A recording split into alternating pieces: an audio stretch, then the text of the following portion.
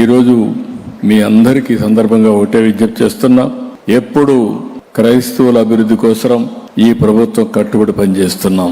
కూటమి ప్రభుత్వం మీ భద్రతకు గౌరవానికి భంగం కలగనివ్వం. ప్రతి మతాన్ని గౌరవిస్తాం, ప్రతి పేదవాడిని ఆదరిస్తాం. అందరి కోసం పనిచేసే ప్రభుత్వమే ఈ కూటమి ప్రభుత్వం అని మరొకసారి మీ అందరికి కూడా విజ్ఞప్తి చేస్తున్నారు. మేము ఆలోచించేది ఒకటే, పేదరికం లేని సమాజాన్ని చూడాలని.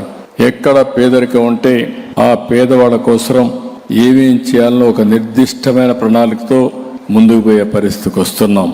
ఇంకొక పక్కన అందరి ఆదాయం, ఆరోగ్యం, ఆనందం, దీనికోసమే ఈ ప్రభుత్వం పనిచేస్తూ ఉంది.